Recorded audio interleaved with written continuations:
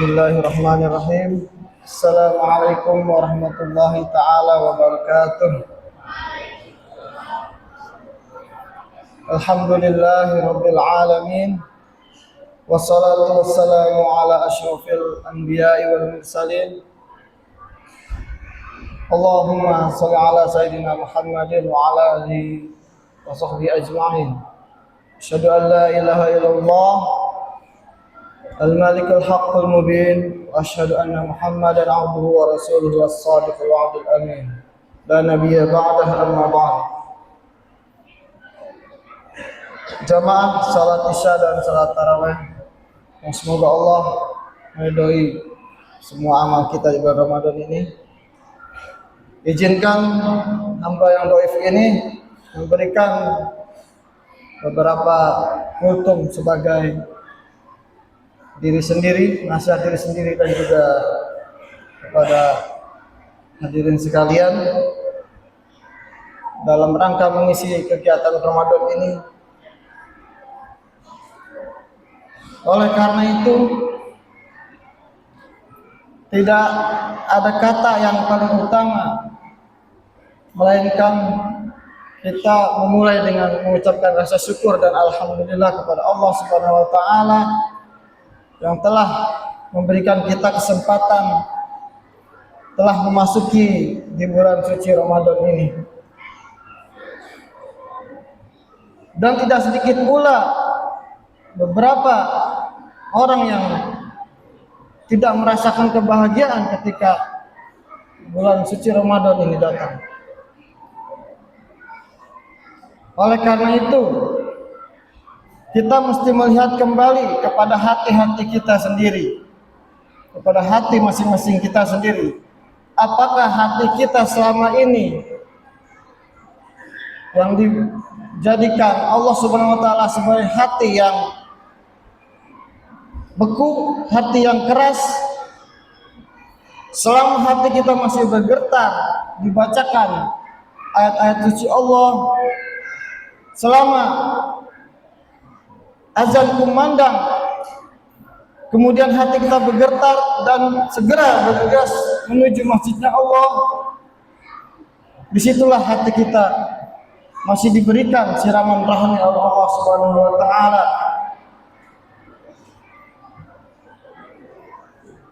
Nabi Muhammad SAW berfirman, bersabda,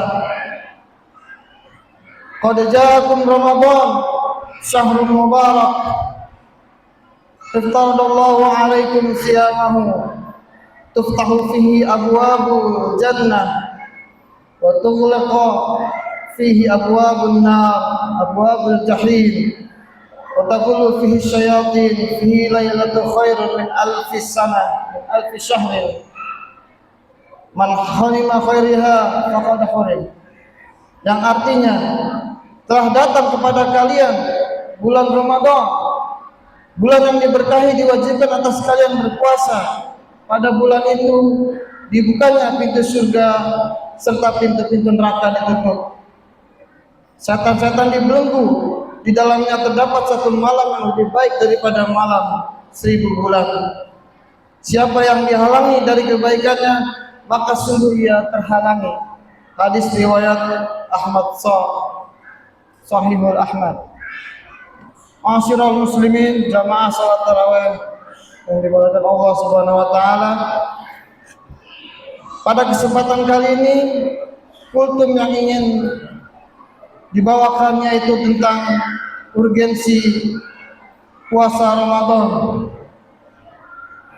Yang pertama yaitu puasa Ramadan di tahun 1447 Hijriah kali ini, yaitu urgensi pertama adalah melatih anggota tubuh kita untuk diarahkan sesuai tuntunan Nabi Muhammad SAW, melatih kita bagaimana menikmati ketika kita bertilawah membaca Al-Quran, bagaimana melatih kita untuk menikmati kita melaksanakan sholat tarawih, bagaimana melatih kita untuk menikmati ketika terdengar azan. Bahkan sebelum terdengar azan kita bersegera untuk memasuki masjid. Semua itu adalah madrasah, melatih kita semua di bulan Ramadan ini, yang dimana ketika kita menjadikan rutinitas di bulan Ramadan ini membaca Al-Quran, sholat tarawih itu merupakan menjadi kesenangan kita.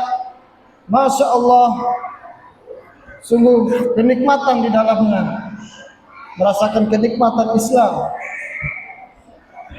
Jikalau memang kita membaca Al-Quran itu adalah sebuah kesenangan atau hobi, jikalau memang kita melaksanakan sholat tarawih itu adalah hobi kita di bulan Ramadan ini, maka oleh karena itu urgensi yang pertama kita telah mencapainya. Kemudian urgensi puasa yang kedua adalah dengan puasa ini, dengan sendirinya godaan serta bisikan dan ajakan dari setan-setan itu akan terhindar sendiri atau terlepas sendiri, karena kita merasakan bahwasanya puasa bukan hanya sekedar menahan lapar dan haus serta menahan semua yang membatalkan puasa, sehingga godaan-godaan ataupun ajakan-ajakan bisikan setan, baik dari yang nyata ataupun tidak nyata, baik dalam bersosialisasi dengan sesama manusia ataupun di luar sesama manusia, semua itu insya Allah akan kita bisa hindari dengan puasa ini. Kemudian urgensi yang ketiga yaitu puasa Ramadan ini adalah mempunyai satu malam yang dinanti-nanti, satu malam puncak, yaitu malam Lailatul Qadar, yang dimana kita harus mempunyai rencana, mempunyai planning apa yang akan kita lakukan di malam Lailatul Qadar tersebut. Apakah kita bisa meluangkan waktu 10 hari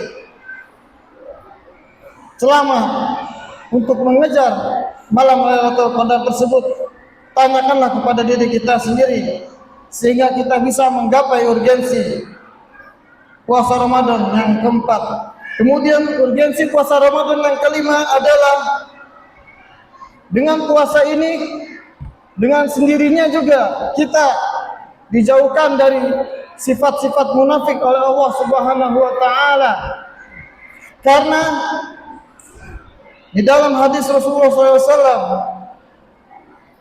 orang yang berpuasa jika tidak meninggalkan perkataan curang ataupun perkataan dusta, maka puasanya sia-sia.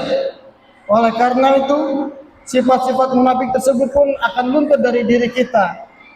Dan di antara sifat munafik yang lainnya yaitu adalah ketika kita melaksanakan sholat, kita merasakan malas, kita merasakan tidak semangat. Oleh karena itu, buanglah semua sifat-sifat munafik itu. Dengan puasa ini kita akan melatih, niatkan karena Allah Subhanahu wa taala, niatkan karena ridha Allah Subhanahu wa taala. Semoga dengan puasa ini kita bisa mencapai semua urgensi dari puasa Ramadan di tahun 1447 Hijrah ini. Demikian, kurang lebihnya mohon maaf. Hadanallahu wa iyyakum ajma'in. Semoga kita semua dijadikan hamba-hamba Allah, hamba-hamba Allah yang shaimin, hamba-hamba Allah yang mendapatkan ampunan Allah Subhanahu wa taala, hamba-hamba Allah yang mendapatkan ganjaran pintu ar-rayyan di hari kiamat nanti. Amin amin ya rabbal alamin. Assalamualaikum warahmatullahi wabarakatuh.